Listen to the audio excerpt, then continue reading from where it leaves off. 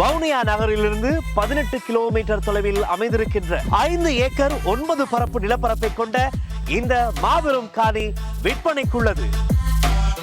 விடுதலை புலிகள் இயக்கத்தினால் கொல்லப்பட்ட தமிழ் மக்கள் தான் இந்த பகுதியில் இருக்கிறார்கள். இந்த பகுதியில் விடுதலை புலிகளால் கொல்லப்பட்டவர்களது சடலங்கள் புதைக்கப்பட்டிருப்பதாக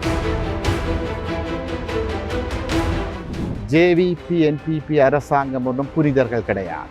தாங்களே தமிழர்களை படுகொலை செய்துவிட்டு புதைகுழிகளில் புதைத்துவிட்டு இப்பொழுது நீங்களும் இந்த புதைகுழிகளுக்கு பொறுப்பு செல்ல வேண்டும், இந்த புதைகுழிகள் உரிய முறையில் கிளறப்பட்டு விசாரணைகள் முன்னெடுக்கப்பட்டால் உங்கள் தரப்பும். ஒரு புலனாய்வு பிரிவைச் சேர்ந்த ஒரு சிலர் கிருபாகரனையும் நோட்டமிடுவதாக ஒரு சில தகவல்கள் அவர் எங்களுக்கு கூறியிருந்தார். ஆகவே இவர் பாதுகாக்கப்படுவார். இப்பொழுது இவரையும் சிலர்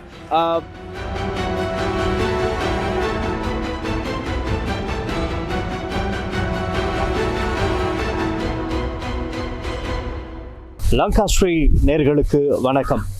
செம்மணி விவகாரம் சூடு பிடித்திருக்கிற நிலையில் 13வது நாள் அகழ்வு பணிகள் இன்று இடம்பெற்றுக் கொண்டிருக்கிற நிலையில் செம்மணி மனித புதைக்குழி, அதாவது சித்துப்பாத்தி இந்து மயானத்துக்கு முன்பாக பிரதான வீதியில் அந்த பிரதான இடத்திலிருந்து நாங்கள் இப்பொழுது மற்றொரு நேர்காணலை உங்களுக்கு வழங்க தயாராக இருக்கின்றோம். இன்று இந்த நேர்காணலில் செம்மணி விவகாரத்தின் பிரதான முறைப்பாட்டாளரான கிருபாகரன் அவருடைய சட்டத்தரணியாக செயற்பட்டுக் கொண்டிருக்கின்ற சட்டத்தரணி சுகாஷ் கனகரத்னம் அவர்கள் இன்று நம்மோடு இந்த நேர்காணலில் இணைந்திருக்கின்றார். செம்மணி விவகாரம் தொடர்பில் பலரோடு நாங்கள் பல உண்மைகளை பேசி தெரிந்து கொண்டிருக்கின்றோம், அதை உங்களுக்கு அறிய செய்து கொண்டிருக்கின்றோம். அந்த வகையில் முறைப்பாட்டாளனுடைய சட்டத்தரணியாக இருக்கின்ற சுகாஷ் கனகரத்னம் அவர்கள் என்னென்ன விடயங்களை இன்று சொல்லப் போகின்றார் என்று நாங்கள் கேட்டு தெரிந்து கொள்ளலாம். வணக்கம். வணக்கம். இப்பொழுது செம்மணி விவகாரம் சம்பந்தமாக இலங்கையில் பிரதான பேசு பொருளாக இருக்கின்றது. தென்னிலங்கையில் பல அரசியல்வாதிகள் பல்வேறு கருத்துக்களை முன்வைத்து வருகிறார்கள். நாங்கள் அது பற்றி இன்றைய தினம் இந்த காணொலியில் பேச போகிறோம். அதற்கு முன்பதாக இப்பொழுது அகழாய்வு பணிகள் உள்ளே எப்படி இடம்பெற்றுக் கொண்டிருக்கின்றது, இது சம்பந்தமான விசாரணை கட்டங்கள் எந்த நிலையில் இருக்கின்றது, அதை பற்றி சொல்ல முடியுமா? இன்றைய தினமும் புதிதாக 3 மனித எண்பு தொகுதிகள் கைப்பற்றப்பட்டிருக்கிறது. இவற்றோடு சேர்த்து மொத்தமாக 55 மனித எண்பு தொகுதிகள் கைப்பற்றப்பட்டிருக்கிறது. அகழ்வு பணிகள் தொடர்ந்து முன்னெடுக்கப்பட்டு கொண்டிருக்கிறது. இது ஒரு பாரிய மனித புதைகுழி. நாங்கள் எதிர்பார்ப்பதை விட மர்மங்கள் அதிகமாக இருக்கும் என்று நாங்கள் ஊகிக்கின்றோம். உண்மையில் இந்த செம்மணி விவகாரம் இன்று நேற்று அல்ல, 1996 முதல் பேசப்பட்டு வந்த விடயம். ஆனால் திட்டமிட்டு மறைக்கப்பட்டது. இப்பொழுது எங்களுடைய முயற்சியினாலும் முறைப்பாட்டாளரது அயராத முயற்சியினாலும் இது மீண்டும் கிளறப்பட்டு கொண்டிருக்கிறது. இதை அடுத்த கட்டத்துக்கு கொண்டு செல்ல வேண்டியது அனைவரதும் பொறுப்பு. இப்பொழுது இது ஒரு இந்து மயானம் என்று தான் பெயரில் அழைக்கப்படுகின்றது.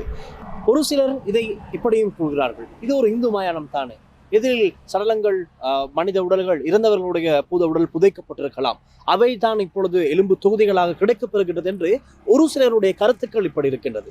ஆனால் இதிலிருந்து பார்க்கும்போது நிலைமை வேறாக இருக்கின்றது. அதை நான் கண்ணால பார்த்திருக்கின்றேன். ஆனால் சிலருடைய இவ்வாறான கூற்றுக்களுக்கு ஒரு சட்டத்திறமையாக உங்களுடைய பதில் என்ன?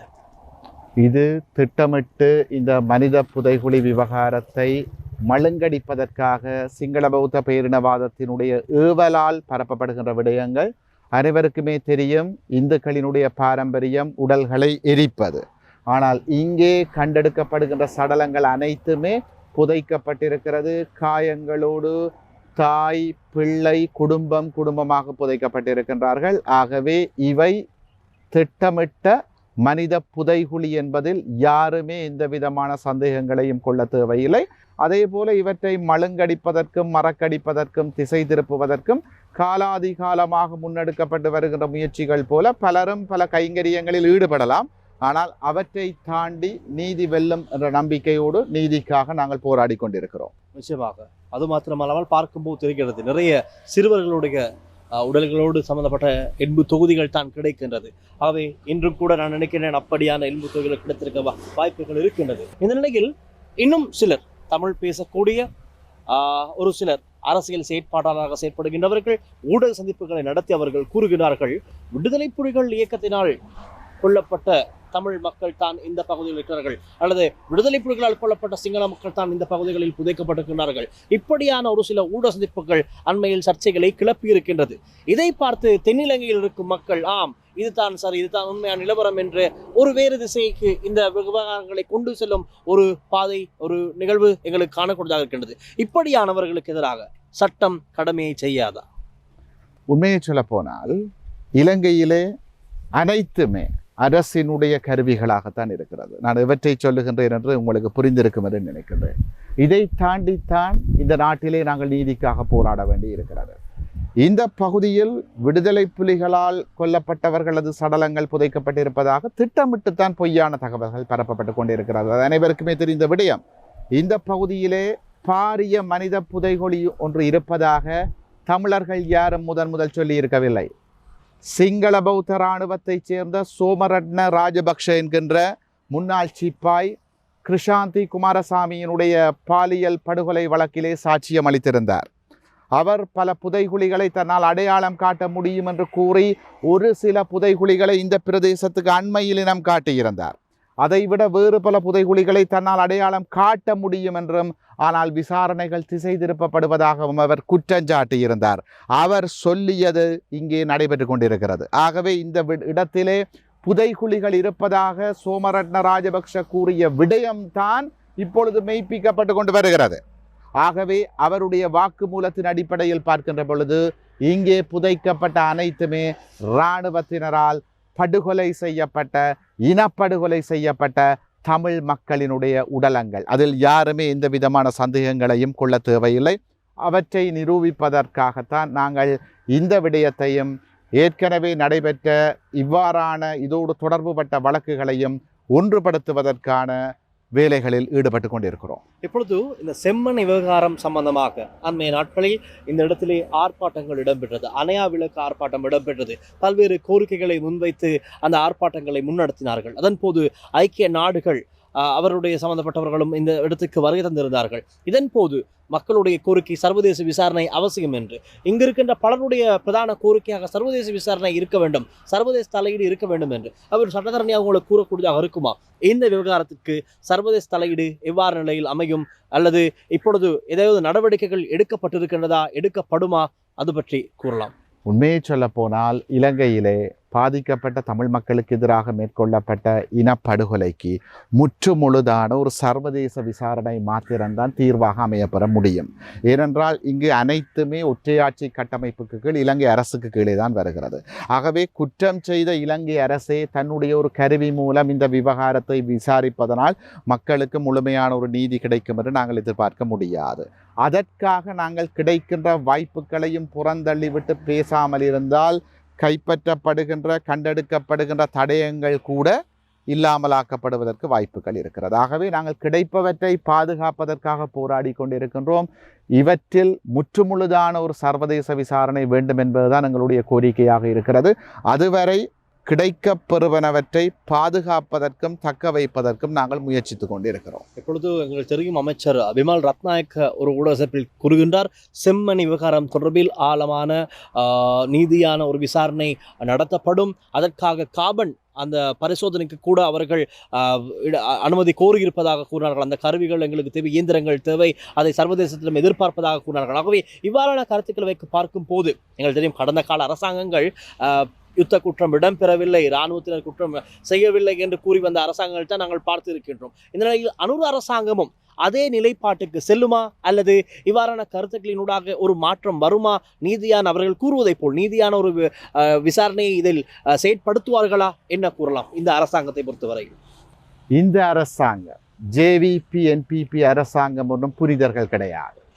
இவர்களும் கடந்த காலத்திலே மாறி மாறி வந்த சந்திரிகா மற்றும் ரணில் மஹிந்த அரசாங்கங்களினுடைய பாகமாக இருந்து, பங்காளிகளாக இருந்து இந்த இனப்படுகொலைக்கும் இந்த புதைகுழிகளுக்கும் பொறுப்பு கூற வேண்டியவர்கள். உண்மையை சொல்ல போனால் ராஜபக்சேவையும் சந்திரிகாவையும் தூண்டிவிட்டு இனவெறியாட்டத்தை, கொலைவெறியாட்டத்தை நடத்தி முடித்தது இந்த விமல் ரட்நாயக்க, அனுரகுமார திசாநாயக்க, சுனில் ஹந்துன்னெத்தி, டில்வின் செல்வா தலைமையிலான JVP-NPP-யினர் தான். ஆகவே இவர்கள் புனிதர்கள் கிடையாது. இவர்கள் இப்பொழுது கதைப்பது ஆடு நனைகின்றது என்று ஓநாய்கள் அழுவது போல இருக்கிறது.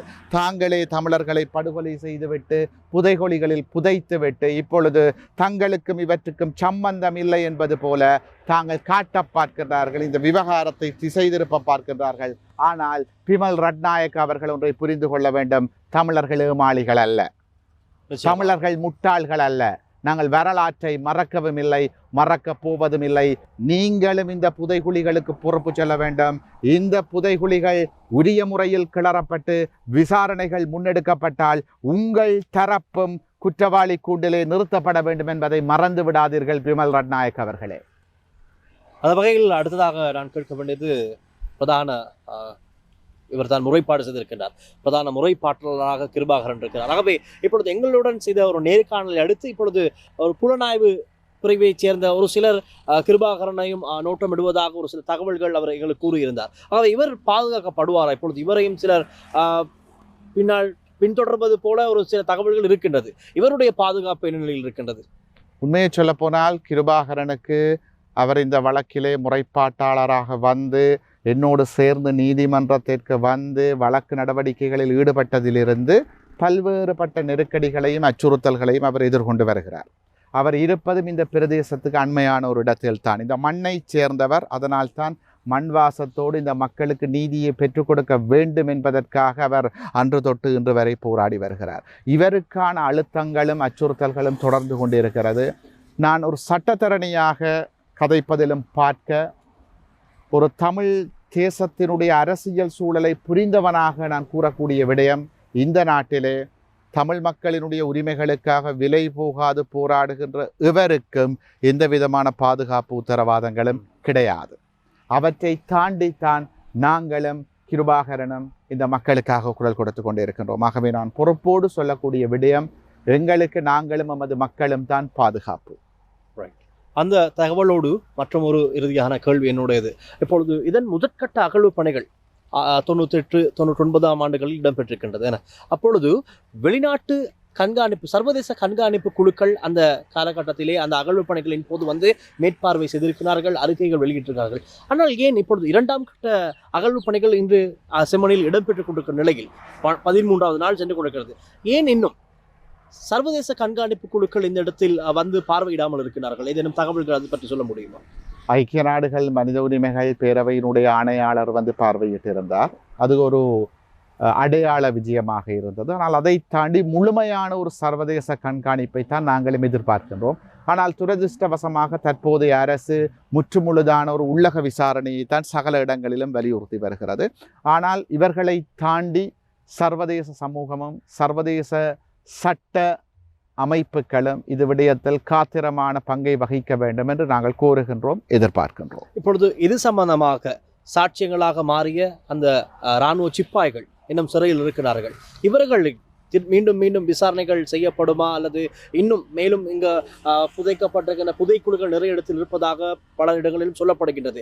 அவர்கள் மீண்டும் வந்து அழைத்து வரப்பட்ட சாட்சிகள் சொல்வதற்கு ஏதேனும் நடவடிக்கைகள் எடுப்படுமா, இது நடக்குமா? உண்மையை சொல்ல போனால் இந்த வழக்கினுடைய விசாரணைகள் இடம்பெற்று வருகின்ற காரணத்தினால் இதிலே நான் தெரிவிக்கின்ற கருத்துக்கள் கூட சில நேரத்தில் அந்த விசாரணைகளினுடைய போக்கை மாற்றிவிடக்கூடிய, எங்களுடைய விசாரணைகளை நாங்கள் எவ்வாறு முன்னெடுக்கப் போகின்றோம் என்பதை வைத்து எங்களுடைய இலக்குகளை தகர்ப்பதற்கான வாய்ப்புகளும் இடம்பெற்று விடலாம். ஏனென்றால் இலங்கையிலே நீதிமன்றத்துக்குள் சென்று கூட நபர்களை படுகொலை சுட்டு செய்திருக்கின்றார்கள். ஆகவே கொலைகள் மலிந்த பூமியிலே நீதிமன்றத்துக்குள்ளே கூட கொலைகள் நடைபெறுகின்ற ஒரு நாட்டிலே நாங்கள் சில விடயங்களை இப்பொழுது தெரிவிக்க முடியாத சூழலில் இருக்கின்றேன். அதை நீங்களும் புரிந்து கொள்வீர்கள் என்று நம்புகிறேன். நிச்சயமாக. ஆகவே இவ்வளவு தகவல்கள் இந்த நேரத்திலே எங்களோடு பகிர்ந்து கொண்டமைக்கு மிகவும் நன்றி சட்டத்தரணி சுபாஷ் அவர்கள். அதே போல பிரதான முறைப்பாட்டலான கிருபாகரன் அவர்களும் இன்று இந்த காணொலியில் எங்களோடு இணைந்திருக்கின்றார். ஆகவே இருவருக்கும் எங்களுடைய நன்றிகள்.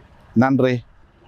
தொடர்ந்தும் லங்காஸ்ரீயுடன் இணைந்திருங்கள். செம்மணி விவகாரம் தொடர்பில் இன்னும் பலரிடம் பேசவிருக்கின்றோம். நேர்காணல் செய்து அந்த காணொலிகளை தொடர்ந்தும் வழங்க நாம் தயாராக இருக்கின்றோம். மேலதிக விவரங்களுக்கு லங்காஸ்ரீயுடன் இணைந்து கூட்டிக்கொண்டு விடைபெறுகின்றேன். ஒலிப்பதிவாளர் ஷக்கிராஜுடன் நான் டில்ஷான் மின்சன், செம்மணி மயான பகுதியில் இருந்து.